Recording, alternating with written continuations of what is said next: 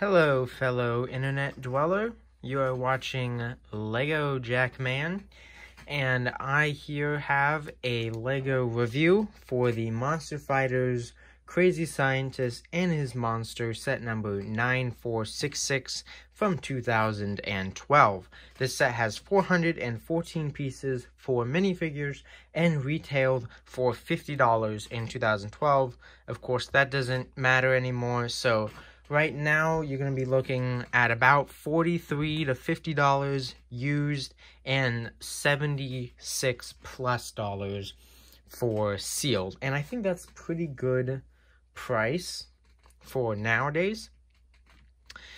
This is a $50 set, technically, and I really don't think that it's worth $50, but of course, we'll go into that for the review. The first part of the set is the car. So here's the first part of the set. This takes up, I would say, about a third or like 2/5 of the set. It's pretty large chunk. First thing about this car is the color. I'm not sure exactly what color it's called. It's like medium azure or something, but it definitely sticks out because it is a very uncommon color. So it's really nice to get this car in this color. That's pretty rare. And I also like that all the Monster Fighter sets have vehicles that are their own distinct colors, at least the big three. There's the plane from the Ghost Train that's dark red. There's this guy from this set that is azure blue. And then there is the car from the Vampire Castle that is sand green. So definitely just gives the set a distinct look. Starting, I guess let's start at the top here. We have the roof, and this does come off.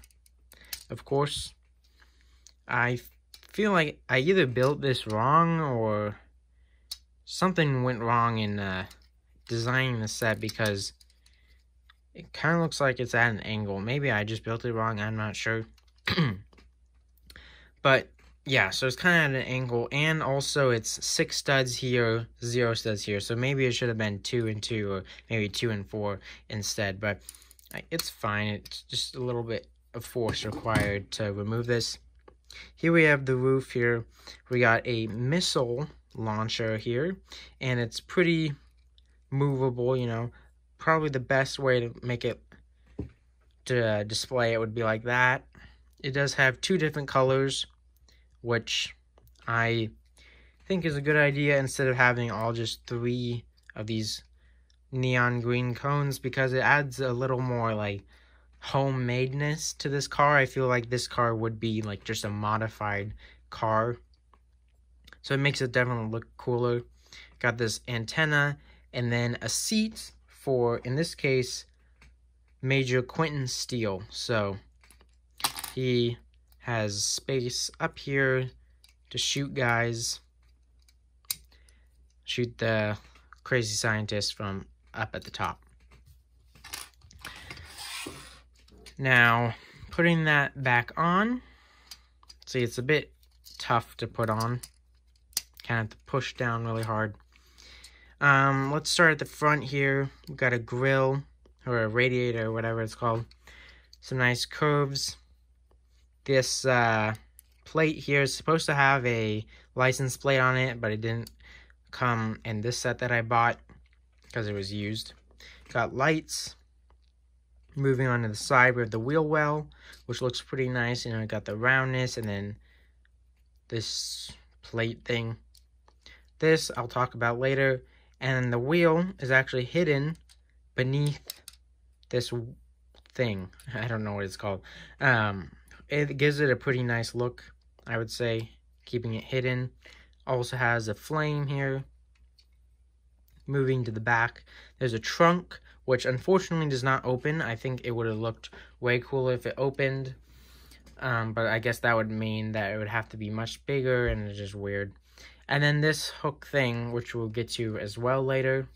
And then moving on to this side, we have the same thing on the other side, just this thing is a bit different. So how this works is that it is like a gunning spot, you know, like a sidecar. And so let's put Rodney Rathbone in here. And basically what happens is you just push on here, and he comes out. Very simple. You got another missile on the side that can be rotated. But that's all.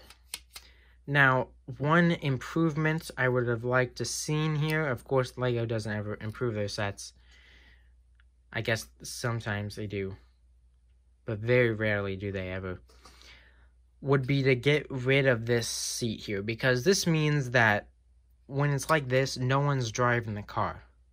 So what it should have been is that this seat either A, goes, this steering wheel goes with the car, or with the seat, so maybe you have a plate here, and then have the steering wheel in front, or that this, I guess adding on to that, that this seat here goes all the way to the middle, because right now it's on the side, even in this closed position, so still nobody is driving the car, so it still looks pretty weird. But for what it is right now, I guess it's kind of fine. You would need to get another monster fighter, say Frank Rock or something, put him in there, maybe Ann Lee as the driver, while these two guys are the gunners. And that's basically all for this car. I guess one other thing, I'm not really going to show this often, but the flick fire missiles, since this is technically my first review for now, you flick them. It's kind of hard. They're more of just like a push. I always just push them. It does the same. So that is the car. Next up, we have the actual lab. Now, I call this set just the lab, because that's pretty much what it is, plus a car. So this is the lab. Let's start off right here. And this is the It's Alive table. I don't know what else to call it. You're going to put your Frankenstein's monster, of course, not named Frankenstein. Or just the crazy scientist monster here. And he's able to be rotated back and forth with this little wheel here on some gears. That's the only thing about this table. Not much, but I mean, it's fine. Over here, we have two levers. Of course, they don't do anything, but they go up and down, and then they're two different colors, which I think look better than just one color. And these are supposed to control this laser. Now, this laser has a light brick inside, so it's my second light brick. And you're just going to push on this, and you can see right there that a laser shoots out. It doesn't actually really do anything on the actual monster, but it does shoot out a laser there, which looks pretty cool. We've got a sticker right here, and this laser is activated by a lot of things, but in the end, it's just this being pushed. We've got some details on the side, and I guess let's look at the mechanism now. So this gear, when it's turned, moves this, and that's what turns the laser on. And it's only really for like a second or less. And that's because how it's actually activated here is with the Moonstone. And I'm going to give this set a lot of credit for actually implementing the Moonstone into the function of the set. Most of the other Monster Fighter sets do not implement the Moonstone in any practical way. They just sit there on a pedestal or something. This set and the zombie set actually implement the Moonstone into the set, which I think is pretty cool. So you just turn the Moonstone here, and then that turns the gear right here, and that's going to be pushing it. Again, when you're turning it, it's really just on for like a couple of milliseconds, and that's all. But I mean, it's better than nothing. Also, one slight annoyance is that the Moonstone, when the laser's off, is always at an angle. It's not facing directly straight. So that's kind of annoying, but oh well. It's not that big of a deal. And this whole laser mechanism is also controlled here by this gear. So that, as you can see, the moonstone is turned when this gear is turned. Moving to the back here, we've got some castle paneling and a glow-in-the-dark rat, which it's kind of hard to show, but you can kind of see that it's glowing there. So that's pretty cool. And an entrance to the lab that doesn't really work. Moving back up to the top here, this is a fine looking thing from the front, but from the back, it is really rough looking. This pole is just sitting there, and nothing is around it. So, bringing up that price tag again, 50 bucks for 414 pieces. They could have definitely added a few more pieces to complete this kind of wall railing section. They could have just added a few of these, you know, maybe some more of these, mirrored it on the other side, and it would look fine. It definitely wouldn't have cost hardly any much more than whatever they were already paying for this set to make it. And it would have looked just much better. Also having just a little stand for this instead of just having it sit there. So it's kind of annoying, and it looks pretty incomplete. But this part, I like these lightning things. Those look good. Now let's move down here. And this is another minor annoyance, is that this thing doesn't open up any more than this. You can remove the plate that's right here to make it open more, but for the actual what is given to you, you're not able to open it anymore, and that's pretty annoying. It's kind of hard to, I mean, there's a little bit of space, but it's pretty empty. I guess I'll use this pencil here. We have a potion and another potion, binoculars, a wrench, a skull, and a bone as this kind of desk area. The skull, unfortunately, is supposed to be glow-in-the-dark, but when I got this set, it was not glow-in-the-dark. So this is just a normal skull, but just imagine it being glow-in-the-dark. We also have this here, which is like a little speedometer of showing who knows what, the air temperatures inside or something. Who knows? There's a little bit more space, but you can't really fit anything else there. And we got a big spider web in the back. But that's really it for the desk. And now all that's left is this prison cell here. This takes up quite a large chunk. I will say it does fit pretty well with the rest of the vampire castle. So I would say you could definitely put the set by that castle and it would look like it somewhat fits. We got a frog and a glow-in-the-dark spider here that look pretty awesome. The rat is technically supposed to go here, or at least that's what it says in the instructions, but that would block this door. So I don't know why they put it there. Got more jail bars. And then moving up, this tower also has the same problem as that tower. And that is because it is incomplete. It's only half of it, and it looks weird. But moving past that, we have a catapult here as kind of like just a tacked on little defense for this base. I mean, it's not too bad. These little pellet things are used as the ammo. They're probably full of poison or something. And it works just as you expect. you just launch the piece, and that's kind of it. It is able to be swiveled around, which is pretty neat, I guess. And then now let's look at the back here.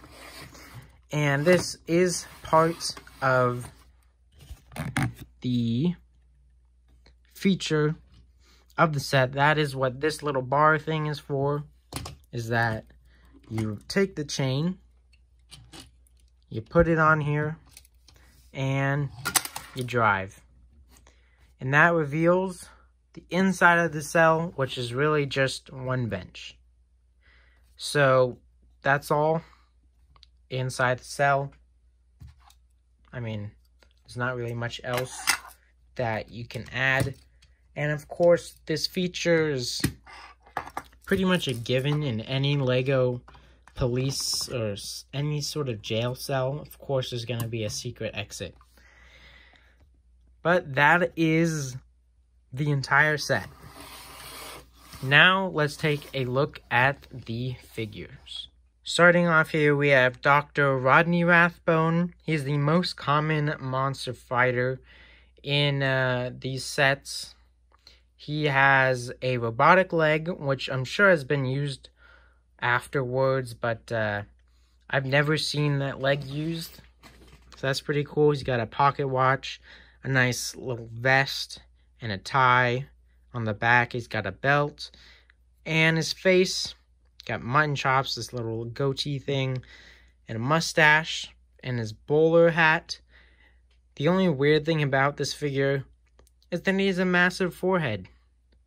He's definitely has been designed to always wear this hat, because without it, he looks kind of weird. That is Dr. Rodney Rathbone, the leader of the Monster Fighters. The second monster fighter in the set is Major Quentin Steele. And this figure is definitely been designed for the werewolf set that he was in, because of all of his printing. He's got werewolf teeth, silver bullets that run all the way around his back. And yeah, so he's definitely been designed specifically for the werewolf set. He's also got a little like pocket storage and a map. It's like a jacket. And then his face, you have this eye patch thing. He's got a beard, and then he's got this nice like safari hat on. So that is Major Quentin Steele. The third figure, and one of the exclusive ones, is the crazy scientist himself. He's got a vial, some tweezers, another pair of tweezers, and more vials of whatever he's making. He's got glasses and a grin there with this gray, like rubbery hair. And then on the back, he's the only one with a second face. And he has the same glasses, just a different facial expression there. No printing on legs, so just plain black legs. So that is a crazy scientist. And then finally we have the monster, the crazy scientist monster.